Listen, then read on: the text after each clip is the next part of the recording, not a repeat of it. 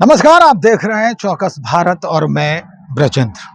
Patna airport पर लगातार आना जाना हो रहा है। जितने भी नेता हैं सभी पार्टियों के, भाई दिल्ली और पटना सब एक कर रहे हैं।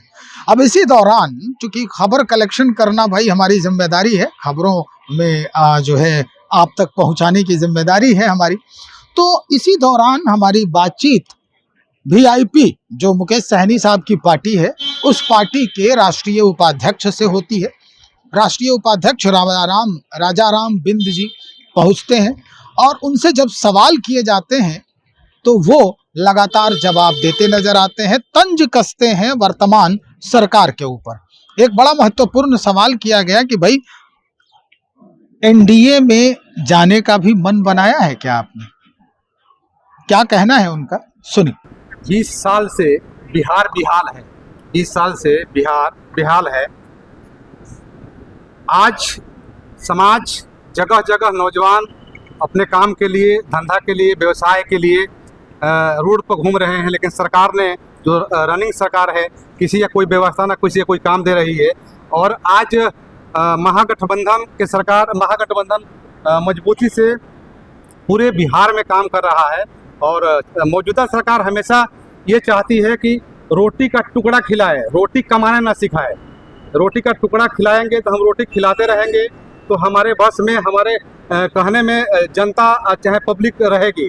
लेकिन रोटी कैसे कमाए, उसका दिनचर्या कैसे कर चले, उसका बाल बच्चा का पोषण पालन कैसे हो, इसके बारे में मौजूदा सरकार कोई भी काम नहीं करती है। कितनी सीटों पे इस बार चुनाव लड़ेंगे आप? देखिए, अधिक से अधिक सीट होगा और बहुत जल्दी जानकारी होगा। आज से कल तक हमारा प्रेस कॉन्फ्रेंस होगा, हमारे सुप्रीमो अभी जाहिर कर देंगे।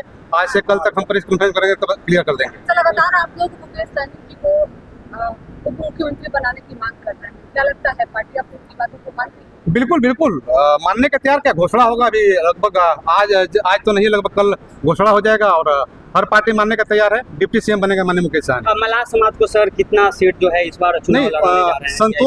संतोषजनक हमारी बात हुई माननीय मंत्री जी से।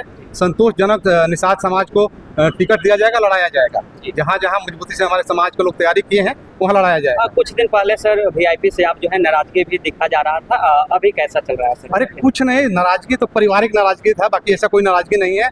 जब छोटे बच्चे होते हैं ना, आप देखते होंगे छोटे बच्चे होंगे तो माँ बाप के सामने लुटियाते हैं, रोते हैं, गिड़गिड़ाते हैं, फिर माँ बाप उनकी बातों को मानते हैं तो फिर खुश हो जाते हैं। बस ऐसे ही हमारे गर्जीवन माननीय मुकेश सहनी जी। अब भाजपा इंतजार कर रही है सर वीआईपी प्रमुख मुकेश सहनी का। नहीं, ऐसा नहीं, पलटी होगा नहीं, कभी जिंदगी में ऐसा नहीं होगा। भारतीय जनता पार्टी ने हमारे समाज को, हमारे लोग को आज तक छलते आई है। भारतीय जनता पार्टी ये समझती है कि ये वोट निषादों का वोट हमारा जगीर है, ऐसे ही ठगते छलते आई है, लेकिन अब ऐसा नहीं होने वाला है। एनडीए दावा कर रहे हैं इस बार सरकार बनाने जा रहे हैं। इस तरीके से लगातार केंद्र और बिहार सरकार नई नई योजनाएं दे रही है, आप लोगों के लिए कितना चैलेंजिंग? देखिए, अभी माई बहन योजना गवर्नमेंट का चल रहा है, माई बहन योजना चल रहा है, तो थोड़ा सा वहाँ बहनोई या पापा योजना भी चलना चाहिए। ये समझ रही है सरकार कि महिलाएं अशिक्षित होती है, कमजोर होती है। ये मानता नहीं है कि आज की हमारी माता बहन है, चतुर चालाक है, वो 10,000 और 5,000 रुपया के कहने में आपके पीछे नहीं आने वाली है। इस बार सर क्या चीज से प्रचार करने जा रहे हैं सर? कैसा रहेगा प्रचार इस बार? नहीं, प्रचार तो हेलीकॉप्टर भी घूमेगा, क्षेत्र क्षेत्र में हेलीकॉप्टर घूमेगा। जहाँ जहाँ हमारे प्रत्याशी है हेलीकॉप्टर से भी हम प्रचार करेंगे, बाई रोड भी प्रचार करेंगे, डोर टू डोर प्रचार करेंगे। मजबूती से सर प्रचार करेंगे और मजबूती से हम सरकार बनाने जा रहे हैं। क्या लगता है सर इस बार जो है आप चुनाव लड़ने जा रहे हैं? नहीं, हम चुनाव लड़ेंगे नहीं, हमारी जिम्मेदारियां काफी है। अब देखिए, इतने पूरे प्रदेश को देखना है, हम एक विधानसभा में कहीं सीमित हो जाएंगे तो पूरे प्रदेश को कौन देखेगा? तो पूरे प्रदेश में देखना, इसलिए हम इस बार चुनाव नहीं लड़ रहे हैं। क्या राजाराम बिंद जी के आने से बिहार में बिंद समाज एकजुट हो जाएंगे? नहीं, राजाराम बिंद जी के आने से बिंद ही समाज नहीं, निषाद समाज में जितनी हमारी उपजातियां होती है, चाहे बिंद हो, मल्लाह हो, केवट हो, बेलदार हो, नोनिया हो, सभी लोग मानते हैं और सभी लोग एकजुट है। क्या एक तरफ से नीतीश सरकार द्वारा महिलाओं का 10,000 वर्कर जो है, कामगार वर्कर, उनको 5,000, स्टूडेंट लोग का स्टाइपेंड, मतलब कहा जाए तो खजाना खोल के सरकार बैठ गई है, तो क्या उनसे आप लोग मुकाबला कर पाएंगे? पत्रकार महोदय, मैं पहले ही कहा कि सरकार जो मौजूदा सरकार है ना, वो रोटी के टुकड़ा जनता में फेंकना चाहती है। रोटी कैसे कमाना है इसके बारे में नहीं बताती है। वो जानती है, मौजूदा सरकार की जानकारी है, जानती है कि रोटी हम फेंकेंगे तो रोटी खाएंगे, हमारे पीछे रहेंगे, लेकिन रोटी कमाने हम सिखा देंगे और रोटी कमाने का हक हिस्सा दे देंगे तो फिर जनता हमारे पीछे नहीं आएगी। तो 5,000 10,000 रुपये से कोई फर्क पड़ने वाला नहीं है।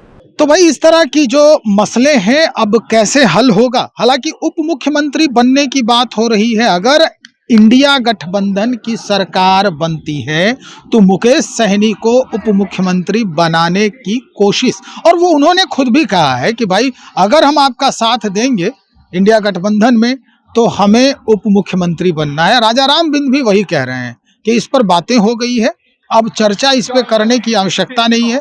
क्या कुछ होगा, कुछ ही दिनों में ये सारा मसला हल हो जाएगा। हमने उनकी बात जो है उन्हीं की जुबानी आप तक पहुंचाने का प्रयास किया है। तो चलिए इंतजार करें और देखते हैं कि कैसे परिदृश्य बदलता है, क्या कुछ समा होता है, कैसा समा होता है बिहार के राजनीतिक गलियारे का। बने रहिए, बहुत शुक्रिया।